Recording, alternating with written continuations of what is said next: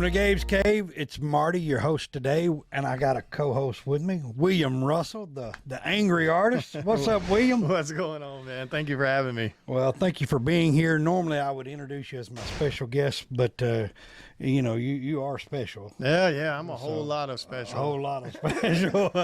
So before we do that, let's thank our sponsors, RPG Hiring, rpghiring.com.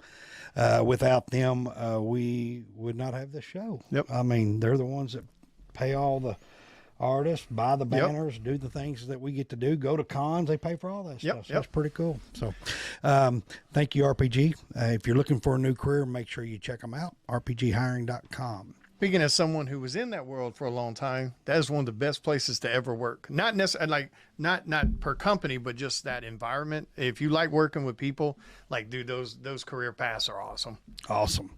All right. So before we get started, let's talk about a few events that are coming up. OKC Pop Culture Convention, June 24th and 25th. That's in Oklahoma City. It's going to be a great show. We're going to be there doing the panels and interviews and stuff like that. We have our two big setups there. OKC HorrorCon, August the 5th and 6th. These will be our first time to do these conventions.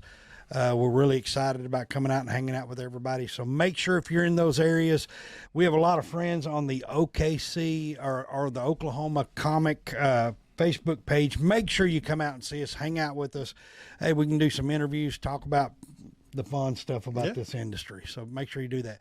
The other one is Cowtown Comic-Con, September 30th and through October 1st. I believe it's a Saturday and Sunday. We always come in on Friday and hang out. And we love the guys from Cowtown. They always do a phenomenal job. Probably one of our least stressful events.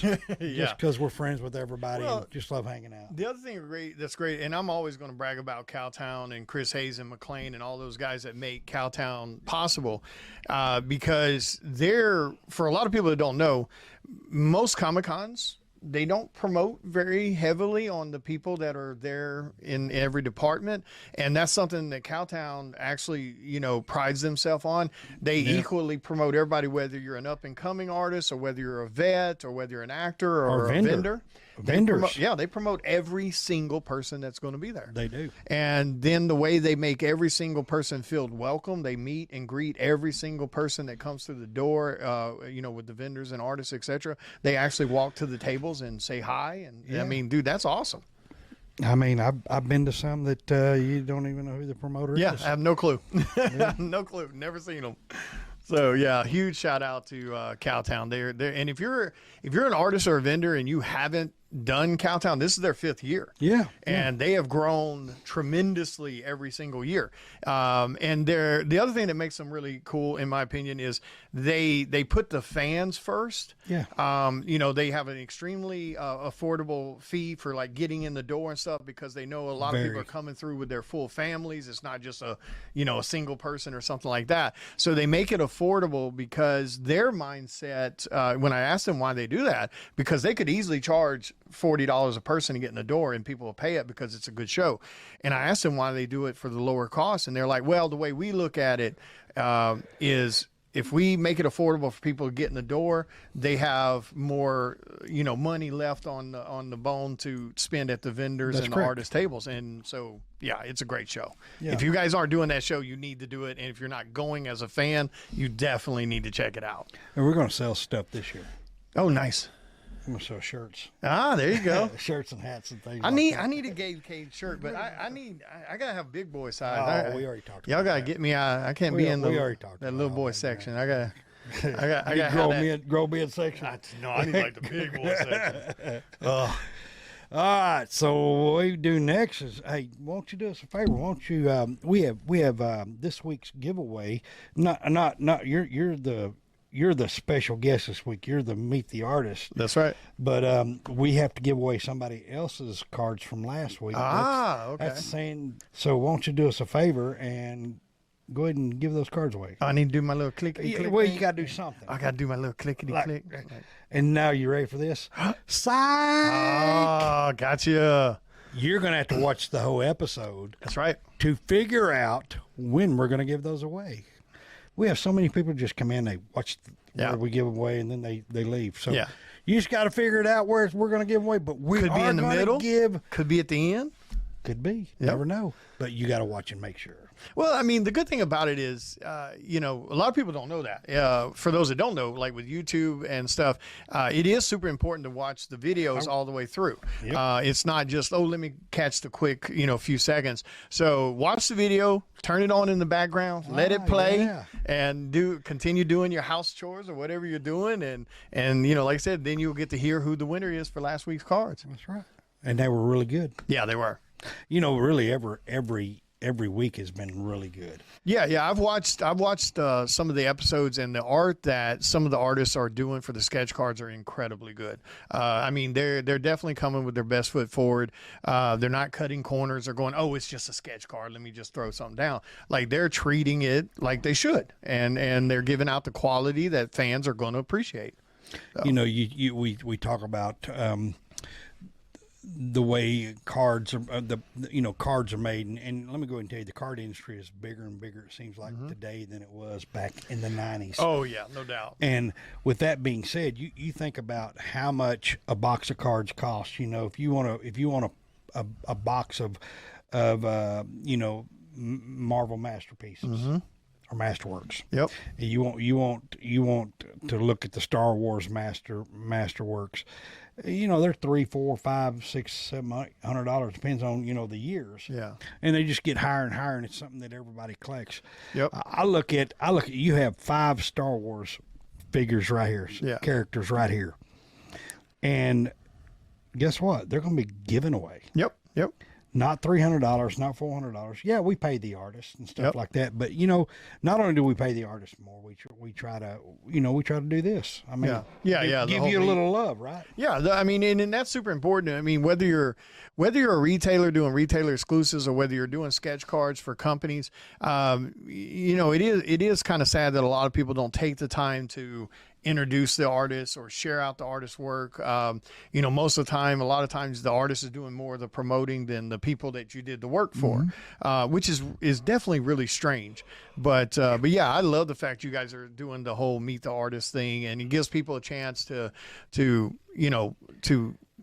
hear the story of the artist and, you know, what went into their designs or what they thought about the projects and things like that. Because I know me personally, as a fan of art and as a fan of the comic industry in general, you know, when I search YouTube, like I've told you before, I look for those interviews. That's what I want to hear. I want to hear how they got to where they are and what projects they're working on and things like that. So. Well, you know, with us doing the way we're doing now, our Wednesday episodes of Meet the Artist, it's definitely a lot easier and a lot better.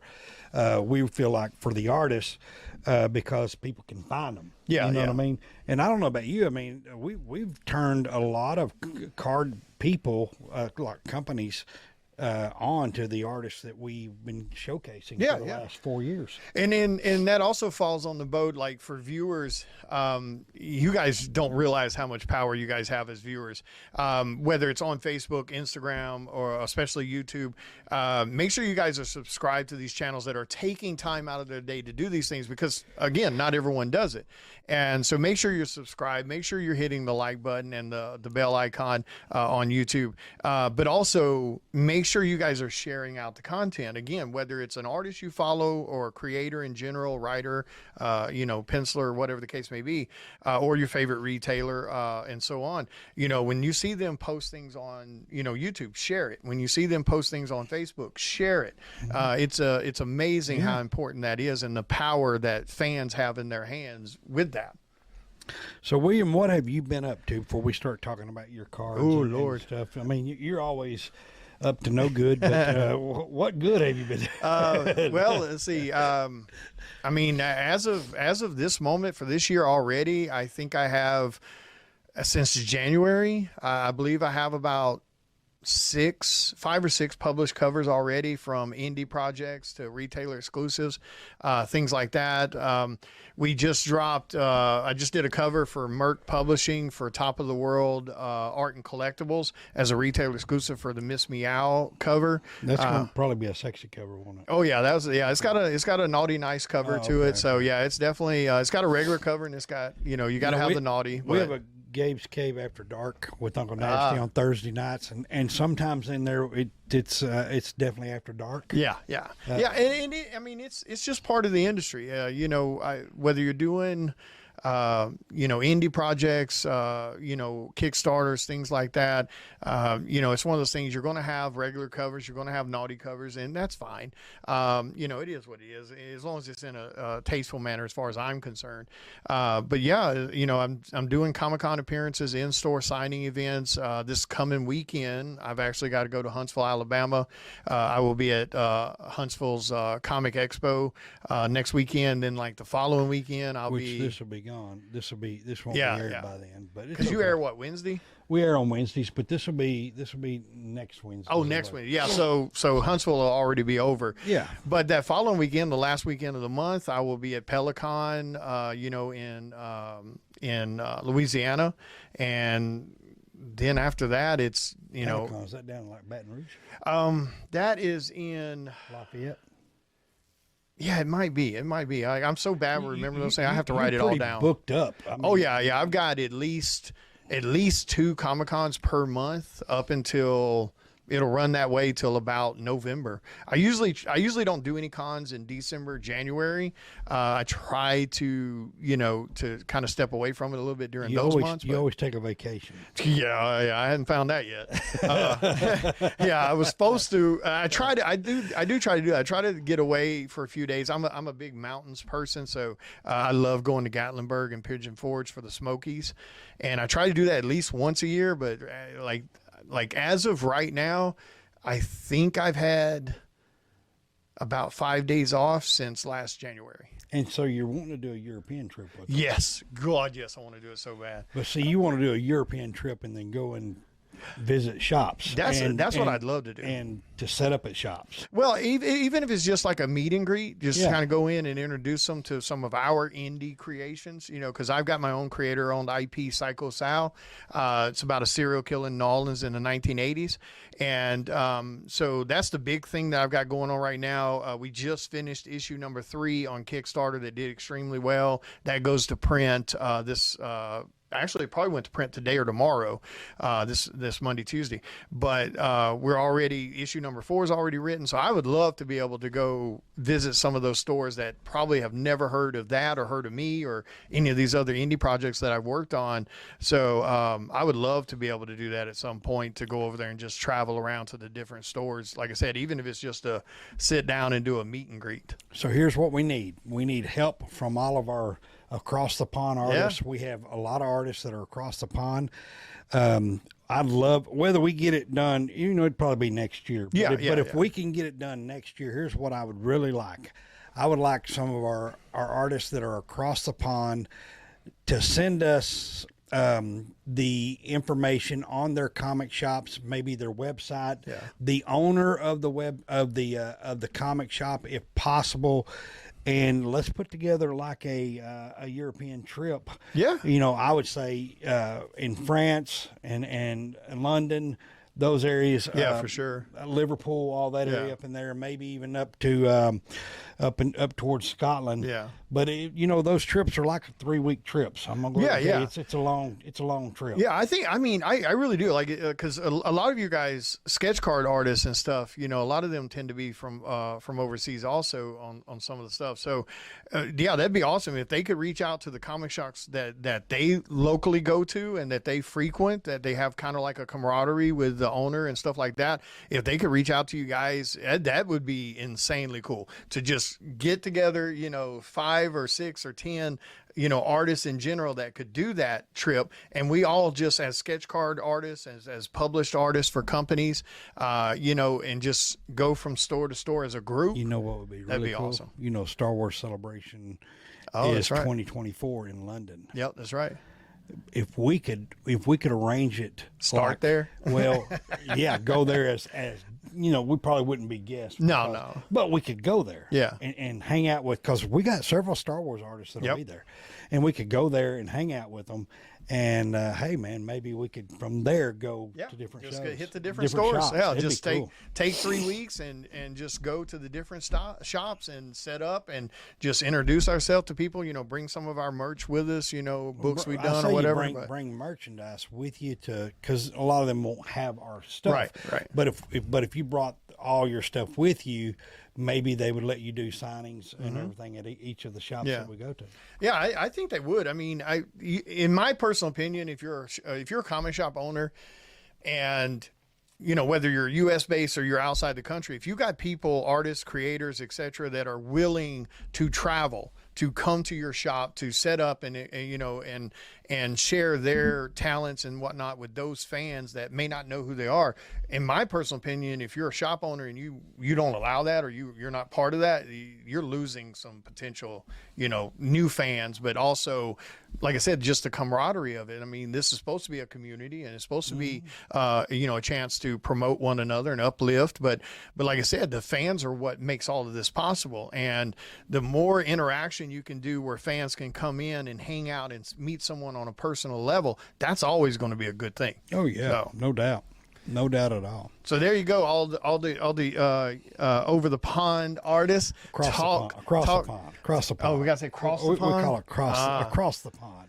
That little lake. Yeah. No. But so there you go. Yeah, talk to your local comic shops. Even if you're fans that you're listening to this and you might be from some of those cities, talk to your local comic shop and say, hey, we know these people that are willing to travel all the way over here and, you know, and do this roundabout, so to speak, where we just come to the comic shop, set up, talk to the fans, and, you know, and just have a good time with it. Yeah. So.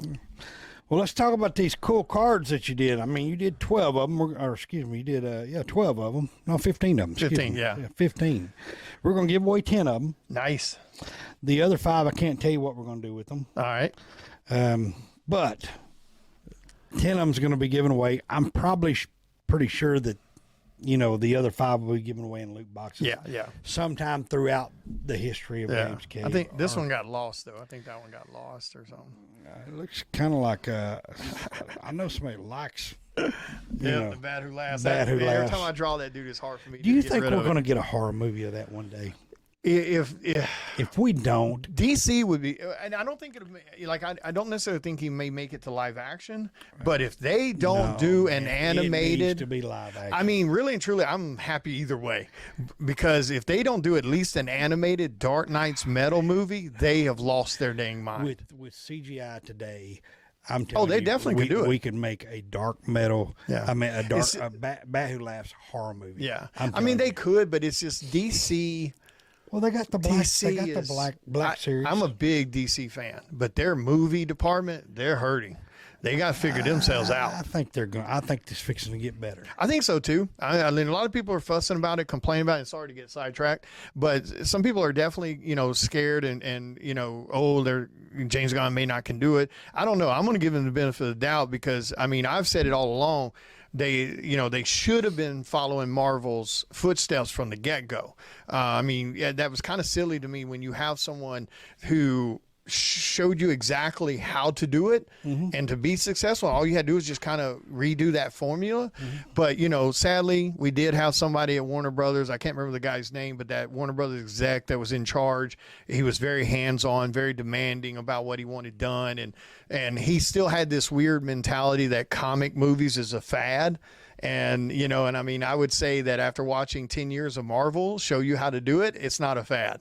We also know that Marvel's kind of cut back a little bit on their quality instead of quantity. But so I think it's giving because there's a lot of people that are just kind of fed up with the Marvel movies, which is giving DC kind of an in. So. Yeah, they got an out with it for sure. And bringing James Gunn on, I think is smart. But like I said, I think this is what they need. As much as I love Henry as Superman, I know a lot of people didn't, but I loved Ben as Batman. I love that older version of him, and of course, Gal was an incredible Wonder Woman. So I hate to see those be replaced. Right. But if they need to reboot that whole thing to to get a fresh start, I'm cool with it because I love DC. It is the way it's always been. I mean, you go back to Adam West, then you Yep. go back to, Michael Keaton. We all hated to see him leave, but then we started I mean, you take the Michael Keaton to what's the name that did the Jack Nicholson? No, The Dark Knight.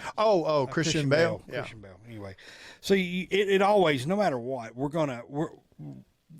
the DC fans are going to attach to these, and so I think it'll be just fine. Yeah. Well, I think the only reason people were upset, because they've gotten so accustomed to what Marvel did, to where they got to grow with these characters and be attached to the actors and stuff like that, and they thought that's what was going to happen with DC, so they got super attached. And I mean, that dude's one of the best Supermans I've ever seen. And I know, and I'm a big Christopher Reeve fan, but it's a different type of Superman, and I thought he did incredible. So I don't know. I think they have the potential to do it. And as far as the Bat Who Laughs, if they don't do something with him, they severely missed out on a great opportunity. Like I said, I think it'll be an animated movie is what I think might happen. It will. But I'd love to see Dark Knight's Metal as I think it'll go. I think it'll go anime, and then it'll go modern. He needs to. He needs to. And there's no reason they can't do it because they're already with them, solidifying the whole multiverse thing with the Flashpoint, Flash movie that's coming. Well, I think that's what it's getting. So there's no reason they can't do him because that's he's what it's part getting of it. That's what it's getting to. That's what it needs to. I believe that's what it's getting to. It would blow my mind if they didn't. Because let me go ahead and tell you why. I know Flash is not a B character; he's an A character. Yeah, and he's been that way. But he's just got a C actor. Well, there you go. That's what I was going to say. It's an A character with us. Oh, my daughter, she was so angry. Shelby. Oh my God, dude, she's a huge Flash fan. When she saw that first movie with him, she was mad. But anyway, go ahead. So what we're getting is probably a C movie. You know what I mean? That's going to introduce the multi-world. But that's going to make it into a B character. Yeah. I know that he's considered a B character, but let me go ahead and tell you, the people who like Batman who like Batman. I've not met anybody yet that's like, I hate that character. Right. They did beautiful with that character because they gave him such an incredible story, and they did it to where it wasn't, look, it's just a version of Joker. Right. Like he stood on his own. So, I mean, because when I first heard about it, I was like, oh, hell, they just going to do a Joker. But he's not. Like, it's a complete different entity to it the way it was written. It wasn't. Who don't like the Joker? Yeah, well, that's true too. But you don't have Batman without the Joker. That's true. But the way they handled him, though, man, like the story makes sense. The story flowed really well. All the different versions of the Batmans, when he started corrupting them, such a great story. Dark Knight's Metal. If you have not read that storyline, that needs to be an absolute read from DC. You know what we're doing, don't you? You're trying to make the Bat Who Laughs who your most popular cards. What you're doing? Oh, he's my most popular. But period. that was going to be one of the 5 that I didn't give away. Oh, was it? Yeah, because the crazy thing is, I've been doing this 5 years professionally, and the Bat Who Laughs has been. Yeah, that's it. 5 years. I'm only 5 years. So I've known you right when you became the. Yeah, pretty much. Yeah, it was just right after. It was like the second year or something. Yeah, I've been doing it 5 years professionally. I've got over 70 published covers from like I said, retailer exclusives to indies. So what got you in it? To be honest, it was really strange. I just woke up one day and decided I wanted to do it. I was working in the insurance world. Hang on. So you just woke up and decided that you was going to start drawing. Yep.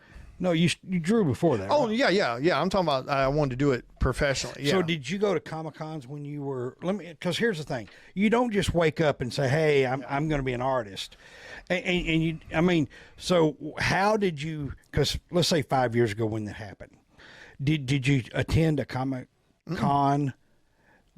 Well, how did you break into the industry? No. The way it first started, it was 6 years ago. Because you said 5 years ago. 5 years I've been doing it professionally. Oh, there's a difference. Make up your mind. 6 years I've been drawing. Okay, gotcha. Right. 5 years professionally. All right, so 6 years ago, I was working in the insurance world with my company. I'd been with them at that time 6 years. I loved my company I was with. I made great money with the company I was in. And so it wasn't an issue of somebody angry, mad at the job they're in. I loved what I did. So the angry artist didn't come from your angry. No, your that old came angry from guy. bad Okay. drivers. Okay, gotcha. So I don't know what it was. Just one day, and at that point, I hadn't touched a pencil in 10 years. So just one day, I was sitting at a park, and in between appointments, I was doing paperwork, and Like a box of chocolates. that's right, exactly, almost like a box of chocolates. He's sitting at the park bench Yep. with a box of chocolates. There you go. That's all that was missing was just a box of chocolates. I was sitting there with a laptop, but I was doing paperwork, and strangely enough, I was sitting there in a park. I was in Memphis, Tennessee. I was in Bartlett, to be exact, and sitting right there in their park. And I'm doing paperwork, waiting on, time to go to my next appointment because the other person had to reschedule. And I'm just sitting there. It's beautiful, sunny blue sky. And I look across and I see the pavilion, and there's like two kids sitting over there. And they've got colors out, and they're sitting there just drawing on, coloring on paper. And I don't know what the hell it was. Something just flipped right then. Midlife crisis. Maybe, I don't know. Midlife crisis. It may have been. But at that point, I was like, why am I not drawing anymore? I was like, life got in the way, relationships, get in the way, etc.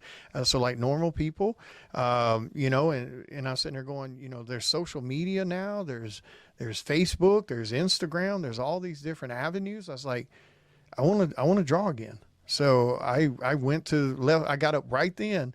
Went and did my next appointment. When I finished that, I went to Hobby Lobby, bought a bunch of art supplies, went home, started watching YouTube videos again to kind of refresh my memory of drawing processes and things like that. And then I started drawing. I was doing 2 to 4 hours a day, 7 days a week, and I did that for a year straight to build up a portfolio of stuff and get comfortable with the workload. Tell the story, because I like this story.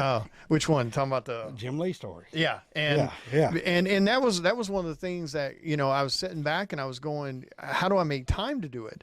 And Jim Lee was the one that kind of opened my eyes about it. He had, on Instagram, I had sent him a message, and I was like, how do you make time for this? And he didn't answer the message per se, but then like just a day or so later, he's on one of his little live things, and he starts talking about time management. And he was like, the biggest excuse that everyone seems to make is they don't have enough time. And I used to tell myself the exact same thing. I don't have time to do this. I don't have time to do that. And, I work a full-time job, and I do this and this. And he made that video, and I saw it just not too long after I was sitting in that park. It was like a day or two later, because that was one of the things I sent a message on. I was like, how do you guys make time to do this? And, and then he did the video. And so in the video, he breaks down 24 hours. And once he broke down 24 hours and, you're working 8 hours, and let's say worst case scenario, you have a job you have to drive an hour to, which most people don't. But if you did, even that worst case scenario, so you're spending 10 hours a day doing that, out of 24, that still leaves you 14 hours.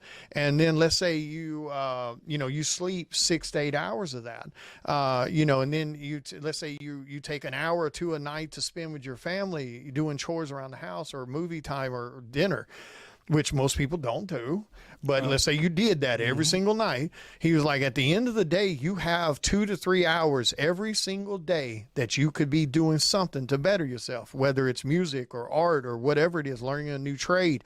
So sitting around claiming you don't have enough time is the biggest cop-out BS story that you'll feed yourself. And once he said that, I'm sitting there going, oh, yeah, I can't make that excuse no more. Can't make that excuse because no more. it is. It's a straight up lie. You're lying to yourself. Unless you work 2 full-time jobs, right, you got time.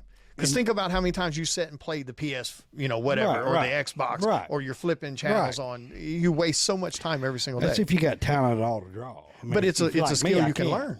But it is a skill you can learn. It is, but you just take a little longer. I choose to use my 24 hours on something else. Exactly. Right. That's what it comes down to. Because you use the time for something. We always say this. Everybody says, we always say, we all have the same 24 hours in a day. All of us have the same amount of time. We choose what to do with it, because truly time is probably more important than anything else. Oh, it's incredibly valuable. If somebody handed you a briefcase with $1 million, I'll take more time every day of the week. Right. And I love when people say, well, I'd take the $1 million. No, you wouldn't, because if I stuck a gun to your head and said, give me the suitcase back, what are you going to do? You'll give me the suitcase back. So, let's get into these cards, because they're phenomenal. We see, we have. Wait a minute, I got to finish my story. Oh, go ahead and see, he gets me started telling my history, and then he wants to just go ahead and tell us first. So, all right. So at that point, I started drawing that every single day, and I continued to work my other job. Yeah. So I did that for a year. Then I put myself on social media. I made an art page. I started joining comic groups. The Angry Artist. Yep, the Angry Artist actually came a little later. Oh, wow. Actually, about a year later. Really? Yeah. That wasn't from the gate. I met you when you was the Angry Artist. Yeah, that was about a year in. Yeah. And then you became the soft, cuddly. Well, because the grandkid. Well, yeah, he became a teddy bear. Yeah, and now he's back to the Angry Artist. I got my grandbabies now. But so after that year of grinding, I started putting myself out there, and I started getting work, a little more work. I got my first published cover that year too. Then I got a retailer cover. So I spent, once I started getting commissions, now I did another year. But I was pulling 16, 17 hours a day, 7 days a week, because I was still working my insurance job Monday through Friday. And then I was still coming home every night, 4 or 5 hours a night, 6 hours, sometimes 8 hours doing the art thing. And then after about a year of that, I was like, I can't do this no more, because I was wanting to get into Comic-Cons and travel and stuff like that. And so then I had to make a choice. It was either the art or it was the insurance world. And I knew if I gave up art again at that point, I would never touch again. But so then we started doing, I went full-time art. So I've been doing it 5 years. But yeah, about a year in, I go live a lot when I drive and travel, because that's about the only time I get to talk to anybody. It's not against the law to to do live feeds and drive. It's against the law to talk on your phone and drive. Yeah, or text and drive. Yeah. But this guy, he films every time he gets in the car. He's filming. If I'm driving, I'm filming. So people used to hear me just go to rant about bad drivers and stuff like that. So somebody one day was like, "Oh my God, you're so angry, dude. You're like the Angry Artist. Why are you so mad?" And so it just kind of stuck. And I was like, we'll go with it. Yeah. And so, it's been the Angry Artist ever since. And I did tone it down for a little while, because strangely enough, he got soft.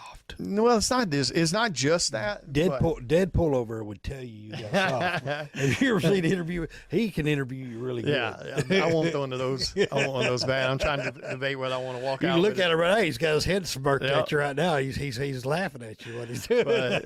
But yeah, so I did lighten up a little bit, because, like I said, strangely enough, it went from ranting about bad drivers to the more I got into this industry and seeing how some people act and the pettiness that can come and things like that. And I would rant about bad behavior, not name dropping people, just ranting about bad behavior, because we try to promote respect and courtesy and uplifting one another. So I had to let up a little bit, because the biggest thing is, I watched a interview with Todd McFarlane, and he said, I was never the best, but I was fast. Yep.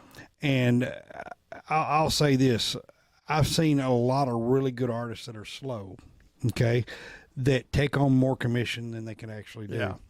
And just like anything else, either you either have to be slow, and your work is more expensive, because if it takes you 5, 6, 7, 10 hours, 2 or 3 days to do a cover or a portrait, or a piece of art. Yeah. Okay. Your time's got to be more important. I mean, like we talk about, you've seen Tone, I've seen you do this. Yeah. You can whip these out in 30 minutes to an hour, no problem. Yeah. You know what I mean? And so you got to look at what your time is worth. I think what happens is just like anything else, people don't know how to say no, or they want more, but they can't produce as fast. And you're fast. Yeah, not only are you good, you're fast. So when you're fast and you're good, I mean, don't get me wrong. I know this guy personally. Yeah. Been to your house. Yep. and he constantly works. If he's not ranting on on his live while he's driving, if he's not ranting while he's driving, he's always working. Yeah. And it's like there's no off switch. There's no time. I mean, you go to bed, you get up, you start drawing, so here's the thing.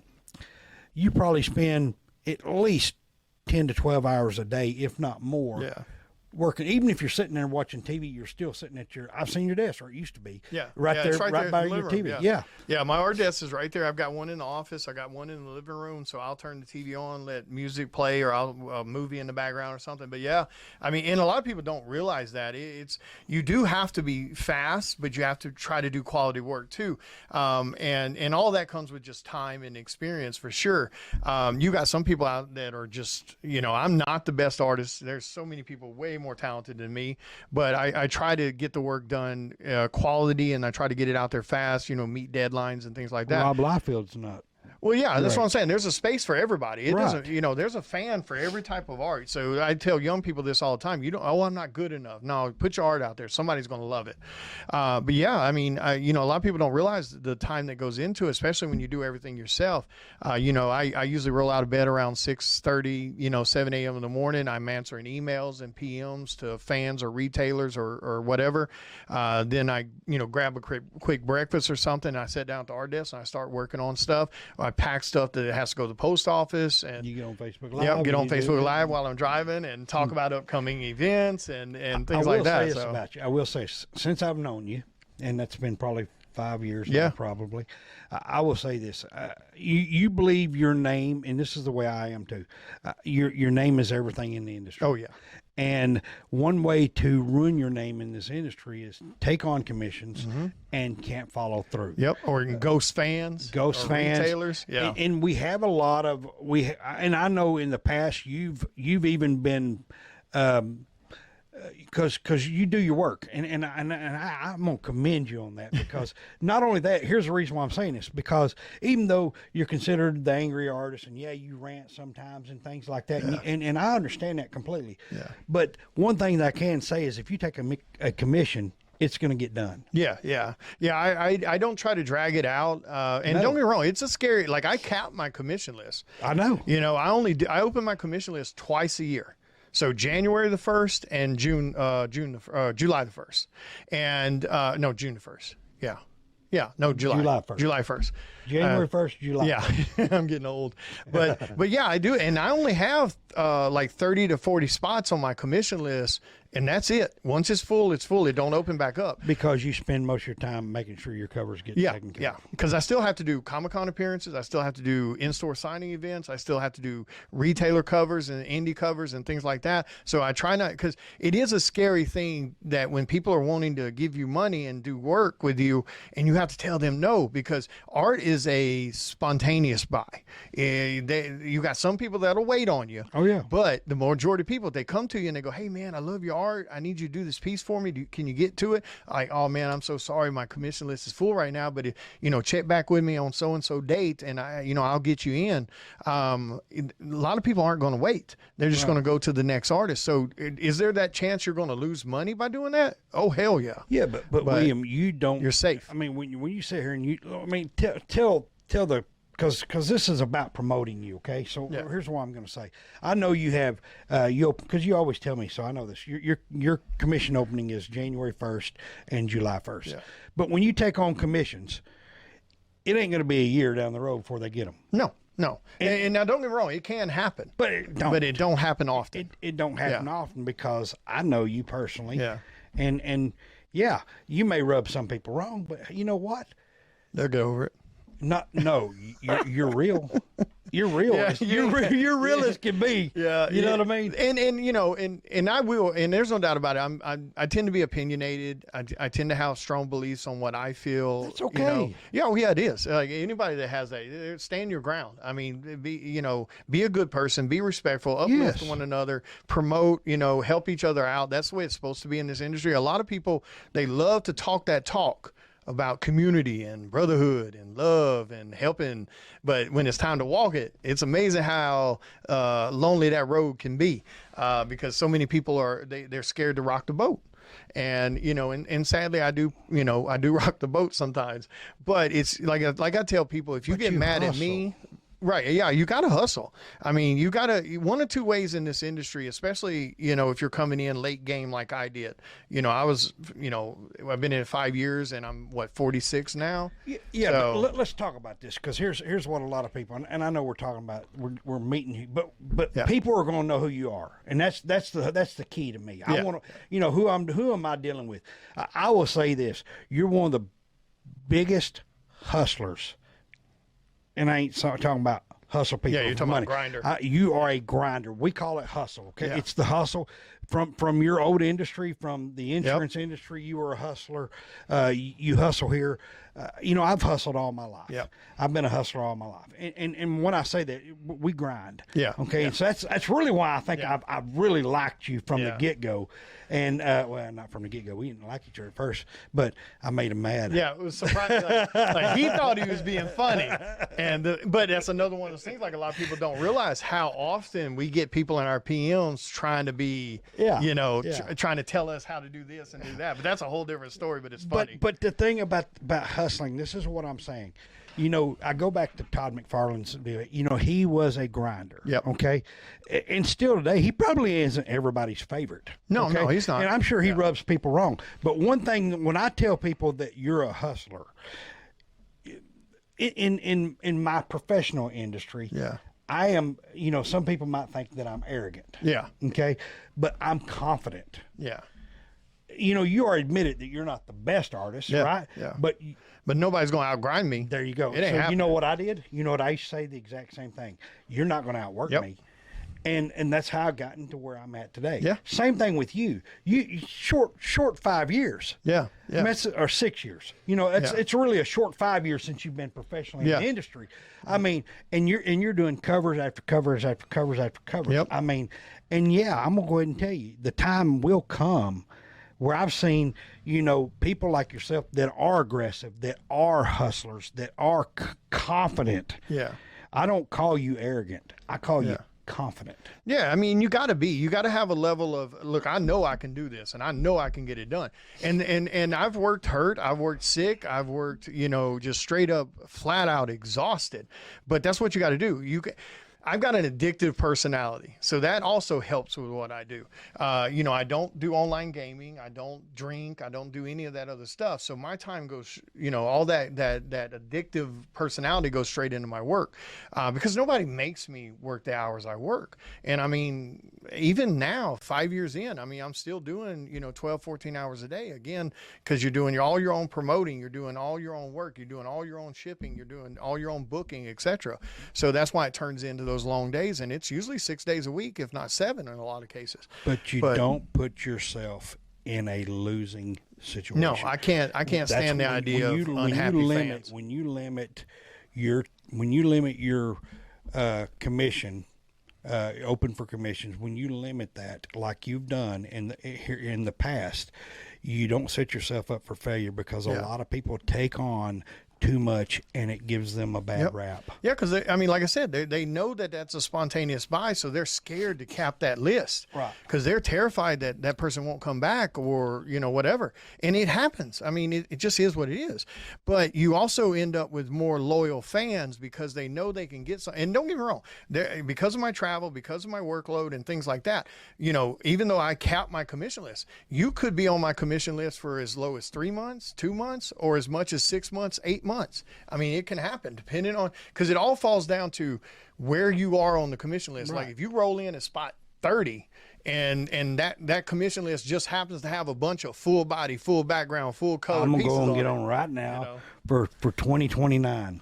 For 2029, yeah, there you go. That's why some of them I'm going to get it. I will be first. I won't buy January 2nd. I can't. I mean, I can't stand it. I don't like I said, I've got great fans. I love my fans. They tend to be a bit rabid, and I love that about them. They're very protective. But they come see you at the cons. Yeah, they do. Yeah, they do. They show up. I mean, I've been around you at cons. Yeah, I've definitely not had an issue there, and that's why when I see comic artists who just take and take and take and take, and they're ghosting their fans, they're not interacting with them on social media to a degree, they're not replying to their many requests about, hey, where's my commission? It's been 2 years.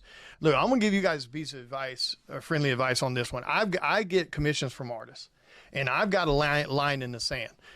I'm going to tell you right now, I don't care if it's a brand new artist or if it's a 30-dang-year vet. If you're on their commission list for more than 1.5 to 2 years, you better get your money back. That's ridiculous. I thought I seen something flying. Did you? That's absolutely ridiculous. Don't let nobody tell. I don't care how busy you are in this industry. 3-year commission is ridiculous. It is. It is. All right. So I like your art style. It's 90s art. It's what we call modern art. That's what I would call it. Yeah. It's more modern art. It's not. I mean, some of it is Bronze Age, but most of it's modern art. Yeah. It's not realism, which you ain't taking a picture. Yeah. You're just looking at a reference, and then you draw it. I've seen it. Well, every once in a while I'll have to use a reference on something if it's But something most I've time you never don't. drawn. Yeah. Once you build the mental vocabulary, so to speak, or the imagery in your head, you'll kind of catch on to that. But every once in a while I'll get asked to draw some actor or something like that, and I'll need like a reference photo because I don't know what the hell they look like. But this is what you're naturally a comic artist. Yeah. And I love that because I like comic books. Yeah. So Yeah. when you like comic books, you like comic art. Yeah, it's definitely American comic style. For No sure. doubt, no doubt. So let's talk about each one of them real quick because I know we're probably going long on this. Yeah. And we still got to give away some cards down the road. Yep. Okay, so let's talk about the first one. I know you're a Spider-Man fan because you're trying to come in here and always take my Spider-Man statues. Yeah, no, Spider-Man 2099. Why isn't there a Spider-Man 2099 in here? Strangely enough, I don't know because he's my favorite. I don't know either. Every Because time- you knew it wouldn't get shown. I don't know why. We need a 2099 card sitting right there on we the. do. I'll have to do one when I Okay, go there home. you go. So you But still. I'm like one of the reasons I'm a fan of Spider-Man is it was always like the way Stan Lee meant him. He's that character you can kind of relate to, like, and that's why I made that comment, that joke before, about the Spider-Man movies. I'm so sick of Spider-Man in high school. I want to see the Spider-Man I can relate to again. Man, not Spider Boy. Exactly. Oh, that we just got. Yeah, I know. I grabbed a copy. Yeah. So I've always been a fan of Spider-Man. He's always been, I think most people are a fan of him to a degree. He's got a great villains row.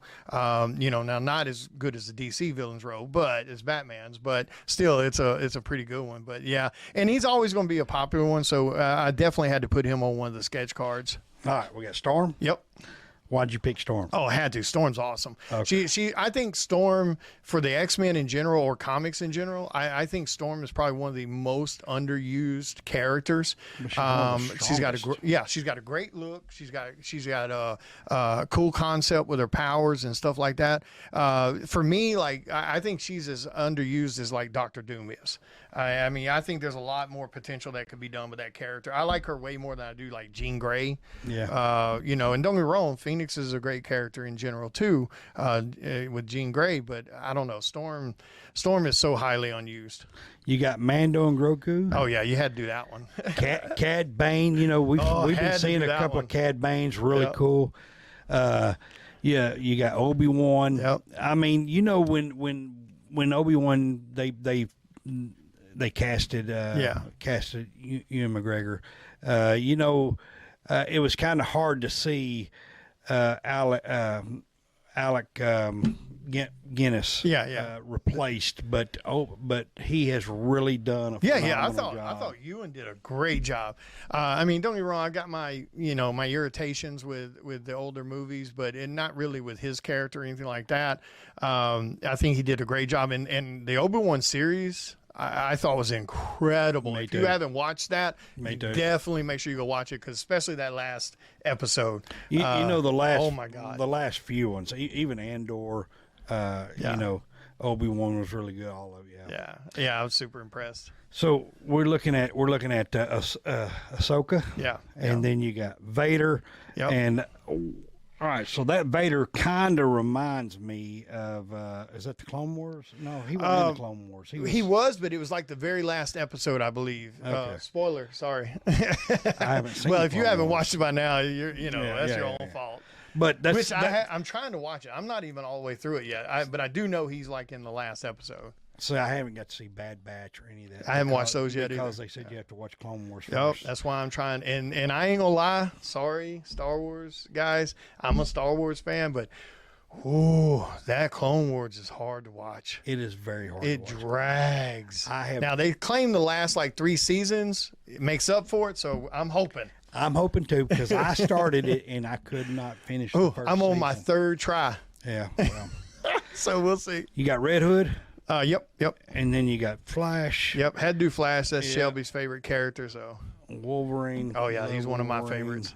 Doctor Doom, and you know it's funny because you draw this Doctor Doom quite a bit. yeah. And you have a phenomenal print of it. It's one of your best sellers. Yeah. It sold out so quick. I hate I don't have the metal versions of them anymore because when I do metal prints, I only print like 20 of them or 30, and they're numbered. Right. So I don't reprint them. Right. And that Doom one was a big hit, and it was gorgeous as a metal print. It was, yeah. And then you got Bad Who Laughs, one of your favorite characters. That's actually kind of like your business card or something. Yeah, it's on my business card. Yeah, he's definitely. If I ever find a good tattoo artist, he'll probably be on my arm. But Bad Who Laughs is one of my favorite Ken characters. Salinas. Who? Ken Salinas is tattoo That's right. artist. Ken Salinas He's is tattooing a tattoo now. artist. Yeah, he's starting learning it. into it. Yep. Yeah. Like, every once in a while, I think about like dipping my toe in that. And then I think about those times where I've sat at tattoo shops and I listen to those people come in and just annoyed the heck out of the tattoo guys because they can't figure out what they want. I'm like, nope, I'm staying right where I'm at. I'm not doing tattoos. Peter Smith used to be a tattoo artist. Oh, really? Yeah. I think a lot of artists, I think they kind of dip their toes into it every once in a while, but it tends to be a hassle. But and then we got Dark Side. Dark Side, and he's fixing to be, I think, huge in the DC. Yeah, I hope so because I like the way they were setting him up. Yep. So I'm hoping they kind of go back to that a little bit. I think there's a great story there to be told, and I mean he's, in my personal opinion, I think he's the best baddie, the big baddies. I think he's the best one in the DC universe. How did we? Oh no, we got one Marvel. No, all I'm saying is, how did we got Thanos, but Thanos next, and then Harley Quinn. I was fixing to say, how did we get all the DC on the bottom? Oh, no. But no, okay, we're good. Yeah, so, but we could have done that. We could have did all Star Wars in here, the Marvel up here, and then DC up there. technically, yeah, almost. And of course Thanos, he's always swap gonna be him awesome. with him, so we'd have it. Well, he's Marvel too. Oh, that's right. Yeah. He is. So you're still I'm still sorry. one I'm off. sorry. Yeah, So we're one off. We got to fix that. Yeah, we got to start doing even counts on them. But yeah, we got to have Thanos. That was a great one with the way the MCU handled him. At least I think so. And I did too. Yeah, and Harley Quinn, you always got to have Harley Quinn. Yep. Harley Quinn is probably one of the best characters. I love the way they write her. I love her personality, and because So I think. how did you like Margot Robbie? Oh, I don't even care nothing about that. That's not Harley. Really? Nah. Oh, Margaret Robbie. Oh, I'm so sorry, people. He said Margaret Robbie. No, I love her. Yeah, I was thinking. I'm fixing to slap you. I Make thought- you I mad thought- at me. I thought you were talking about Lady Gaga. I don't know why. No, Margot Robbie. Yeah. Oh my God, she is the best Harley Quinn. I mean, she is so good. For what we've seen, absolutely. And I'll tell you what, I think she's. Yeah. I hope she makes Harley Quinn. Yeah, she does. She does a great job with her. I mean, the way her mannerisms, the way, like I said, the way they write her. She reminds me. I'm gonna tell you what she reminds me of. She plays a character so well. It reminds me of Heath Ledger playing Batman. Yeah. Yeah. I meant playing Joker. I mean, I honestly, it's the same scenario for me. Like with Heath, I honestly can't think of anyone else that I would want to play Harley Quinn. No. I mean, she owns that role. It's like Robert Downey Jr. with Iron Man. Yep. I mean, I can't imagine anyone. I mean, I'm not saying anyone else couldn't do it. Right. But you can't imagine. No. It's kind of like right now when with Henry Cavill. To me, he plays a phenomenal Superman. Oh yeah, he does. And we can talk about Ben Affleck and Robert Pattinson, but there's a fly. Yeah, it was a fly. I don't want to slap it because I'm afraid I'm gonna hit my deal. Anyway, I don't want to say anything bad about, but I liked Ben Affleck as Batman. I did too, and it catches a lot of people off guard because me personally, I hated Christian Bale as Batman. You ready for Could this? not stand it. You ready for this? What? Me too. Oh, okay. But the sad thing about it is, it wasn't him; it was the voice. It ruined that whole experience for me. Just his voice. That's do you know, I think I've said this before, probably on camera, but Michael Keaton was my Batman. Oh yeah. Okay. Yep. And I wasn't ready for the Dark Knight. Yep. That's not who Batman was to me. Yeah. And so I really didn't care about that, but I watched it because of Heath Ledger. Okay. Yep. But you take that out, and then now let's go to now. Yeah. Because you have Batman now, and Ben Affleck played Batman because he was the arrogant, he was the bitter, he was the angry. The angry. He was, okay. But I was ready. I was ready for, because I watch, reading the Dark Knight series and all the dark stuff that DC's come out with, and Batman, Bat Who Laughs. Yeah. I was ready for a dark series Batman. So the Batman, the movie with Robert Pattinson, I liked it too. I thought, and I've seen Patterson in other things, so I knew him outside of Twilight. Right. So, and I think he did a phenomenal job. Because he's not the experienced Batman. He's the year one kind of situation. He's he's still angry. Do you think we're going to get more with him? Oh yeah. They already got the second movie going. So are they buffing him up? Because he's going to have to be buffed up instead of the camera angles that what they did. They did it on the show. I hope he does. I do too. I hope he puts in the work, because Ben put in a lot of work. And Henry put in an insane amount of work for Superman. Right. So I'm hoping he does. I'm hoping he takes it serious, because I know people didn't like Ben Affleck as Batman, especially the ones that were Christian Bale fans. Yeah. But I really think that Ben played it very well. I did too, because like I said, he's written a certain way in that movie, and that's, you're 20 years in, you've lost a Robin, you've lost friends, you're angry, you feel like you haven't gotten anywhere after 20 years of work. I mean, that would frustrate anyone, to feel like you're still at ground zero and you've been doing it for 20 years and you haven't made a dent. I mean, so he played that role. He was he was just angry. So with Robert Pattinson as Batman, we could see him for a long time. If they did. Okay, see, that's what I'm hoping. Yeah, because I'm hoping that we get to see the Robin. It's separate from the DCU. So that's its own universe. So like James Gunn made it clear on his interview, the Joker movie, that is a separate universe. The Matt Reeves Patterson Batman is a separate universe. So we shouldn't have to worry about that affecting anything that's going on. And they're already working on the second movie for. So what about the Joker? Are we going to get another Joker movie with what's the name? Well, we've got the second one that's coming out, that's got, Lady Gaga playing Harley Quinn. Are we going to get Batman in that one? I don't know. Originally they claimed this is not a Batman movie. And that's definitely an odd choice to me, because it's weird having Joker without Batman, or Batman. Like I've seen fans complain about how, I don't want to see another Batman movie and it's got Joker in it. But you have to understand that's a yin and yang kind of thing. Yeah. You can have other villains, but the core villain for Batman, his opposite is always going to be Joker. So it's going to be interesting to see how they do it, because they did introduce Kid Bruce. So Bruce was in it. Yeah. And his parents were in it. So could we possibly? So what we like about William's not only an artist, comic book artist, he likes the movies and the comics too. So it's really cool having you having you here. Thank you. And stuff like that. So it's really. But yeah, cool. we'll see. We'll have a whole episode of talking. Yeah. And we ought to do that sometime. Do that where we just talk about current movies and things like that. That'd be pretty cool. No matter which guest it is, that'd be pretty cool. Speculating on what's going to happen. Yeah, exactly. Because it's always fun. It's always fun to try to. But you have James Gunn's personal number, so you could really. Yeah. I'll just give him a call. Say, dude, hey.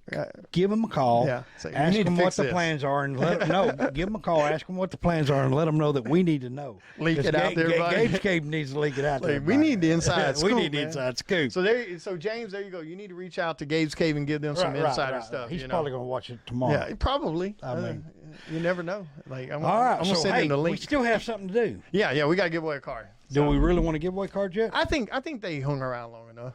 Listen to us ramble. So, you know what? Do I get to pick which one it is, or is it random? Well, you can do my little thingy things. You gotta do it again. All right, here's my little thingy things. So let's see who the winner are. Psych again. You're probably going to have to watch it at the end credits. Oh, so you want to pull John Wick on them? I am. Yeah, John Wick. Little MCU John Wick. Little at MCU. The end of the credits. End of the credits, and we're going to tell you who wins. Or it could be in the middle of the credits. It could be. So don't fast forward all the way to the end. Don't fast forward all the way. Do you notice what we did on the end in our credits this year? What'd you? In the credits, and a lot of people's never even said anything to me about it, but I wanted to change it up this year. Everybody who's in season 4, they're in all the credits. That's cool. All the artists that are in season 4, not only are they in the credits, but their social media links nice. are in There the you credits. go. So this is the reason why I kind of like to see everybody start watching. I tell you what, I'll credits. make it even more fun for you guys. This is what we're going to do. If you guys, this is what you got to do. You got to subscribe to the Gabe's Cave YouTube channel for this. You got to hit the like button, the notifications button, and then you got to share out the video to your social media platform of Facebook. Once you do that, when you share it out to the page and you've already subscribed, because they're going to check. They're going to see if you're subscribed to the channel, okay? You're not going to be able to pull no slicky slick. So subscribe to the channel, hit the like button, notifications, share out this video. Fill out the giveaway link. Fill out the giveaway link. Tag Gabe's Cave and myself. Oh, and yourself. Because I'm going to do something. Okay. No, I'm going to do something. Okay. All so right. you guys tag me also, along with Gabe's Cave, on the link you share from this video to their YouTube channel this coming Wednesday. What is your link? Mine's they can just search at Latimer12 on Facebook. So LATOMIER12. So at Latimer12, and that'll bring up Art of William Russell. That'll bring up my Facebook page. Okay. So when they, I know I got you saved. Well, but I need them to tag. That's right. So make sure you tag me and them on the shared post, and then what we'll do, we'll run it till the very next Wednesday. So they got a week. Right. That's right. They got a week to do it. Actually, it's Tuesday at noon. Oh, okay. Well, there we you have go. to have time to edit the video. Gotcha. Okay, so we'll give you a week to do this, and like I said, you got to make sure you tag him. You got to tag me. And then at the end of that week, you take every one of those names that did that, put it into a giveaway, and I'll give them a head sketch on a blank. $120 value. So there you go. That's all they got to do. Not only easy peasy. Not, you might not win one of these. Nope, but they'll get a $120 sketch, a character of their choice. That's a deal. Yep, be black and white on a blank. Can I sign up for that? Huh? Yeah, sign up for it. There you go. But that's all you got to do. You got to subscribe to the channel, fill out the membership link. The link in the description, Yeah. the giveaway link. So fill out that, and then take the video, my video that we're doing right here, right now, where they're talking to me, share that out to your social media, tag Gabe's Cave on that, tag Art of William Russell with the at Latimer12, and then we'll let it run for a week straight. Then he'll take every single one of those names, put it into a raffle, and you guys will win a head sketch on a blank. So. This was a longer episode, Yeah. but it's worth it, especially now that you got a chance to win one of those. All right. Don't forget about Gabe's Cave After Dark with your host, Uncle Nasty. Dollar auction night every Thursday at 7 p.m. Central Standard Time. Mm-hmm. Uncle Nasty and the crazy staff here at Gabe's Cave. Yep. Sometimes Don Julio shows up. It's usually don't go well when Don Julio shows up. But anyway, there you go. So thank our sponsors, RPGhiring.com. Yep. Thanks again, William, for coming on. Yeah. Thank you for having me, man. I appreciate it. It's been great. Appreciate it, Have a good everybody. day, guys. Have a good night.